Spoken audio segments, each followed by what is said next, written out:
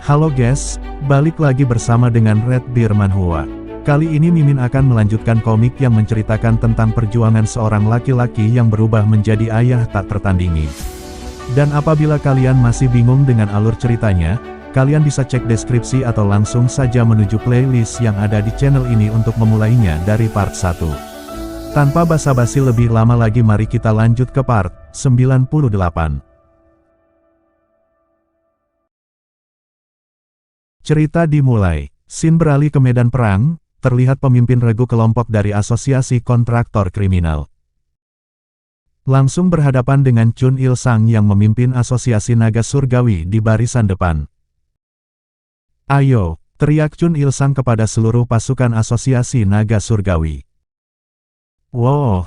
seru serempak pasukan asosiasi naga surgawi. Di sisi lain pemimpin pasukan kontraktor kriminal berteriak, "Bunuh mereka!" Yang kemudian disambut seru serempak pasukan asosiasi kontraktor kriminal yang berlari maju menyerang. Wow! Permulaan perang. Pertempuran pertama selalu fatal. Bagi asosiasi naga surgawi, maupun asosiasi kontraktor kriminal. Jong Chol, seseorang yang memimpin asosiasi kontraktor kriminal melawan Chun Il-sang yang memimpin asosiasi naga surgawi. Saat Chun Il-sang telah menghabisi beberapa anggota dari asosiasi kontraktor kriminal, perhatiannya teralihkan oleh anggota asosiasi naga surgawi yang tak berkutik melawan Jong Chol. Jong Chol telah berhasil menghabisi beberapa anggota dari asosiasi naga surgawi. Kemudian Jong Chol terkejut saat perhatiannya teralihkan kepada Chun Il-sang. Chun Il-sang melompat ke arahnya dan berkata, "Jong Chol, seseorang sepertimu adalah pemimpin di sini. Si orang tidak bermutu dari asosiasi naga surgawi. Pas sekali, aku hanya perlu membunuhmu agar kami menang," saut Jong Chol. Kemudian terlihat kedua seniman bela diri yang kuat itu mulai bertarung di barisan depan peperangan. Di sisi lain, Sam Cho berteriak memberikan instruksinya kepada anggota Serikat Pekerja Rumput dengan berkata, "Bertahanlah dan tusuk mereka, itu cara kalian agar bertahan hidup. Praktekkan sesuai latihan kita saja."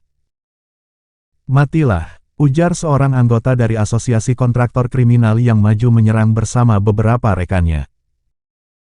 Namun dengan mudah dihabisi oleh anggota Serikat Pekerja Rumput dengan tusukan tombaknya. "Sana mati sendiri," ujar Sam Cho juga sambil menusuk. Chapter sedikit bergeser kepada Chun Il-sang dan Jong Chol yang sedang baku hantam. "Apa ini? Bukannya nama panggilan dia si Left-Fisted, Right Spear, karena dia suka menyerang secara agresif?" tanya dalam hati Jong Chol. Yang kemudian lanjut berpikir dalam hati, apa dia sedang mengulur waktu? Untuk apa? "Awas aja kalau perhatianmu teralihkan," ujar Chun Il-sang dengan lantangnya sambil menyerang Jong Chol. Yang kemudian berpikir dalam hati, "Sial, tapi kan aku pengen menghajar dia habis-habisan. Aku harus bertindak sesuai rencana," pikir Chun Il-sang sambil baku hantam. Pertempuran yang dimulai saat pagi hari berakhir sampai siang hari. Ini adalah konfrontasi di mana kedua pihak tidak ada yang mundur. Asosiasi kontraktor kriminal seharusnya unggul karena persiapan mereka matang. Tapi asosiasi naga surgawi mengetahui itu dan meluncurkan serangan pertama. "Ada keberadaan sesuatu yang tidak terpikirkan oleh kita," ujar salah seorang petinggi dari asosiasi kontraktor kriminal yang melihat pertempuran dari atas bukit. "Maaf," tanya bawahannya yang tidak mengerti. Tidak ada yang bisa menebak siapa yang akan menang waktu itu. Lalu, dia muncul dari belakang asosiasi kontraktor kriminal. Terlihat Tang Munbi menghampiri para petinggi dari asosiasi kontraktor kriminal yang tidak ikut berperang seorang diri. Dan kemudian langsung mengeluarkan aura bertarungnya yang diarahkan kepada kelompok petinggi dari asosiasi kontraktor kriminal. Yang membuat petinggi asosiasi kontraktor kriminal terkejut dan menoleh ke arah Tang Munbi. Para seniman bela diri asosiasi kontraktor kriminal, lepaskan senjata kalian, ujar Tang Mundi memberikan peringatan. Yang kemudian lanjut berkata, jika kalian menyerah, aku akan ampuni nyawa kalian. Melihat dan mendengar hal itu, petinggi asosiasi kontraktor kriminal berpikir dalam hati. Sang Dark Master Tang Mundi, secara langsung. Jadi begini cara mainnya bajingan-bajingan dari asosiasi naga surgawi ya. Tapi kalau kita mundur di sini, asosiasi kontraktor kriminal akan membunuh kita. Yang kemudian lanjut memberikan perintahnya. Serang. Yang diikuti bawahannya yang maju menyerang Tang Mundi. Betapa sia-sia, ujar Tang Mundi yang melihat hal itu. Kemudian dengan cepat Tang Mundi langsung mengeluarkan tenaga dalamnya yang mampu membuat batu kerikil menjadi senjata. Yang melesat seperti peluru menembus dan membunuh anggota dari asosiasi kontraktor kriminal.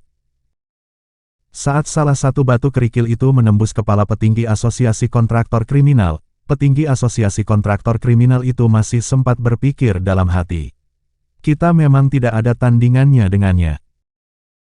Di sisi lain Jong Chol yang sedang baku hantam pun perhatiannya teralihkan saat dirinya melihat keributan di kelompok petinggi asosiasi kontraktor kriminal. Lalu kemudian berpikir dalam hati, tidak mungkin. Yang kemudian langsung diserang oleh Chun Il Sang sambil berkata, apakah kau lupa aku masih di sini? Jong Chol yang terkejut dapat menghindari tusukan dari Chun Il Sang. Namun dengan cepat pukulan tangan kiri Chun Il Sang masuk menghantam Jong Chol. Yang membuat Jong Chol terpental jauh ke belakang. Kek, ujar Jong Chol sambil muntah darah. Apa kau pikir bukankah tidak ada gunanya lagi kalau terus melawan? Tanya Chun Il Sang sambil menodongkan tombaknya.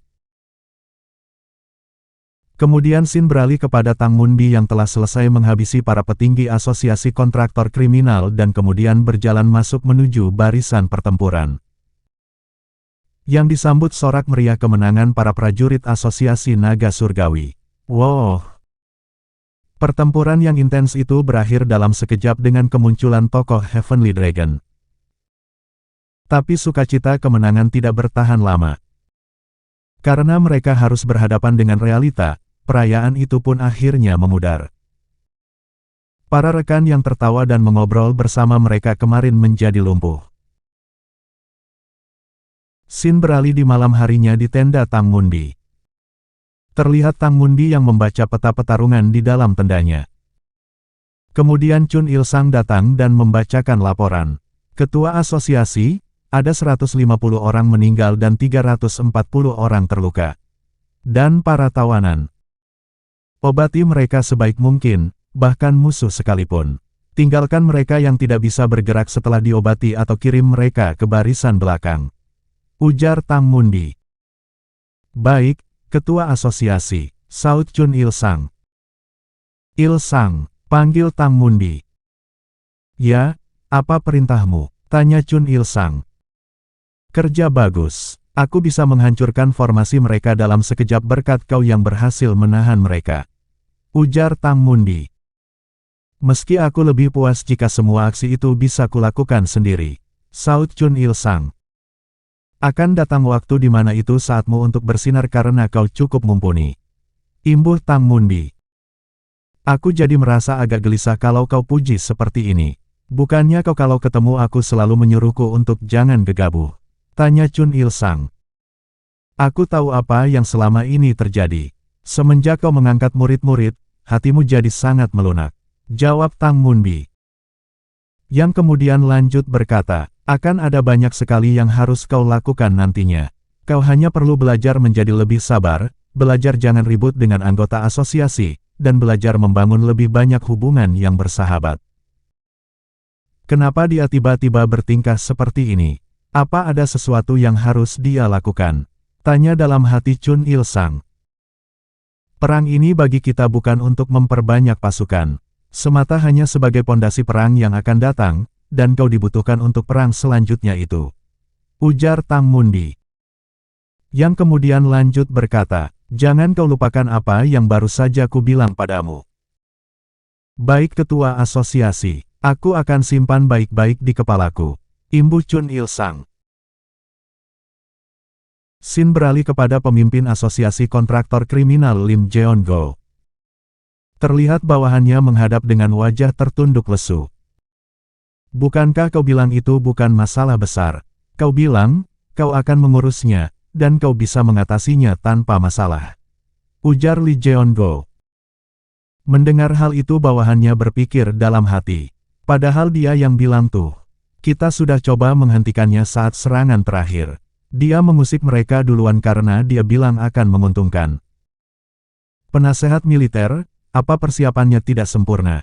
Kenapa kita kalah? Ini wilayah kita dan jumlah kita juga lebih banyak. Ujar Lee Jeon-go. Pemimpin asosiasi, bukankah kau dan semua orang di sini sudah tahu kebenarannya? Tanya penasehat militer. Mendengar hal itu Lee Jeon-go dan bawahannya terdiam murung tanpa bisa berkata-kata. Tang Munbi, kita kalah karena tidak ada satupun yang mengira dia akan muncul. Ujar penasehat militer. Yang kemudian lanjut berkata, jika ada 3 master atau master bela diri yang bisa melawan Heavenly Dragon, maka ceritanya akan berbeda. Tapi bukankah itu masalahnya, karena kita tidak punya cukup orang yang mumpuni selain dirimu? Tanya penasehat militer. Jadi, menerima kekalahan kita adalah satu-satunya cara. Kau punya solusinya atau tidak? Tanya balik Lee Jeon-go. Kalau kau juga bertarung, aku bisa membuat strateginya. Ujar penasehat militer. Kau mau aku ikut bertarung? Tanya Lee Jeon-go. Ya, kalau kau ikut, aku akan mencari cara untuk menghentikan mereka. Jawab penasehat militer. Mendengar hal itu Lee Jeon-go berpikir dalam hati. Bajingan ini pasti sudah gila. Dia mau aku ikut bertarung melawan Dark Master. Tapi kita tidak bisa, karena kau yang mengatur pangkalan di sini, mereka tidak bisa menyerang begitu saja.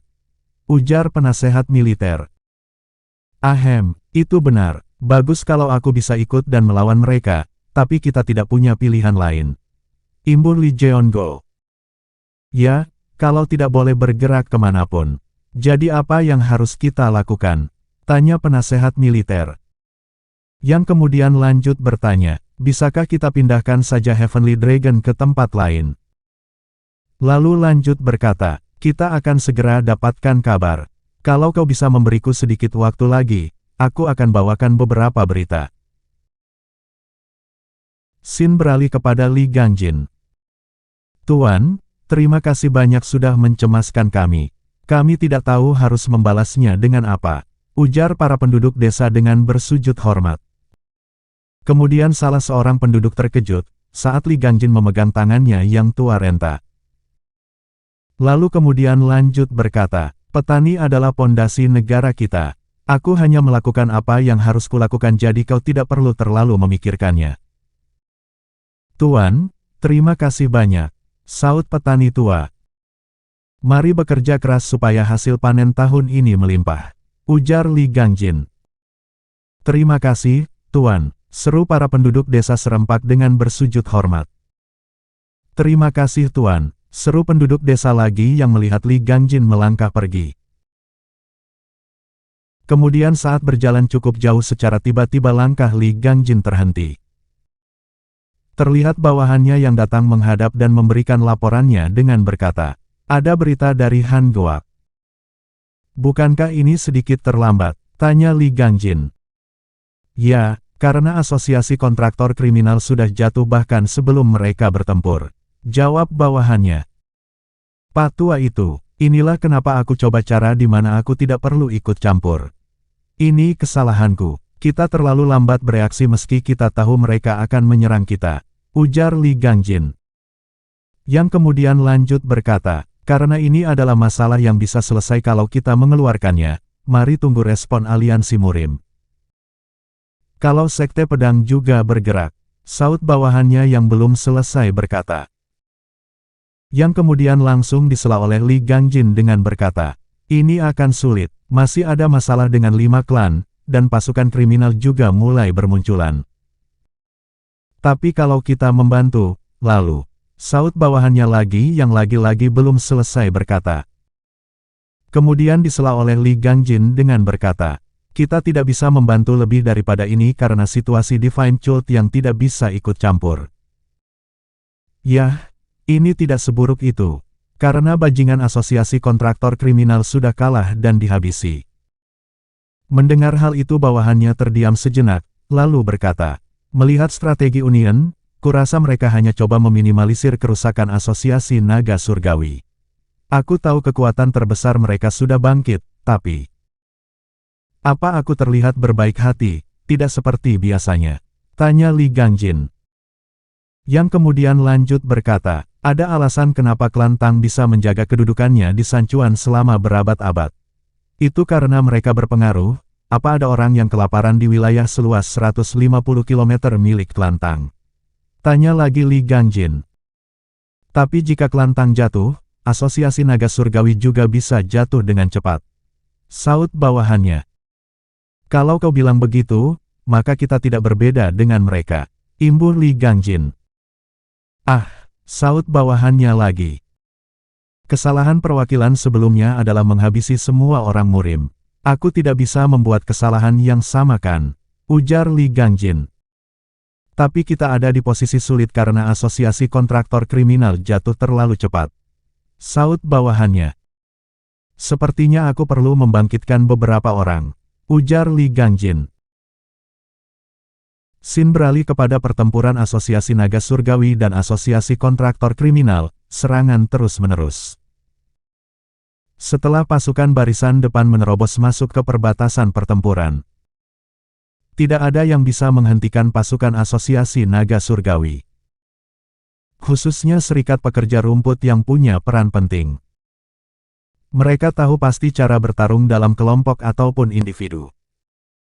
Dan saat pertempurannya mencapai puncak, orang yang paling hebat dalam pertarungan kelompok atau individu telah sampai di medan perang. Kita terus-menerus memenangkan pertempuran, tapi sejujurnya ini lebih membuatku khawatir karena semua berjalan terlalu lancar, ujar Bos Ham. Semangat dalam pasukan sama pentingnya dengan kemampuan mereka dalam pertempuran kelompok. Apa yang kau khawatirkan? Tanya Sam Cho. Apa kerugian yang kita dapat? Tanya MC kita kepada Jeho. 300 dari kita ikut pertempuran, 16 orang mati, dan 35 orang terluka. Jawab Jeho. Ini karena mereka ada di tengah pertarungan individu. Meski benar kalau kita bisa mengurangi kerugiannya, kita berjalan ke arah yang benar kan? Tanya Bos Ham. Inilah kenapa aku tidak pernah suka perang. Entah menang atau kalah, akan selalu ada kerugian. Jawab MC kita. Yang kemudian lanjut bertanya, bagaimana keadaan di tempat lawan? Jumlah orang yang mati dan terluka lebih banyak dari kita. Jawab Bos Ham. Apa mereka mengatakan sesuatu? Tanya lagi MC kita. Siapa yang berani mengatakannya? Kita tepat berada di tengah pasukan baris terdepan. Jawab Bos Ham dengan kesal. Siapapun akan menggila saat rekan mereka mati. Apapun itu, karena aku sudah di sini, pikirkan cara mengurangi kerugiannya. Ujar MC kita. Ketua Serikat, kau dipanggil untuk bergabung dalam rapat strategi. Ujar bawahannya yang datang melaporkan kepada Bos Ham secara tiba-tiba. Sekarang, tidak akan ada pertempuran untuk sementara. Tanya Bos Ham. Yang kemudian melangkah pergi sambil berkata, aku akan melihat-lihat. Sampai jumpa nanti. Kita lanjutkan nanti. Ujar MC kita. Sin beralih ke malam harinya. Saat MC kita masih berdiskusi dengan Sam Cho dan Jeho. Lalu secara tiba-tiba Bos Ham datang dan berkata, tamatlah kita. Heavenly Dragon bilang, mereka akan meninggalkan medan perang.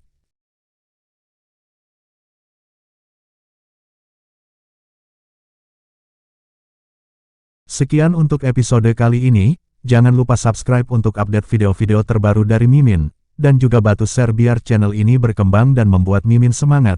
Sekian dari Mimin, wassalamualaikum warahmatullahi wabarakatuh, and see you next time.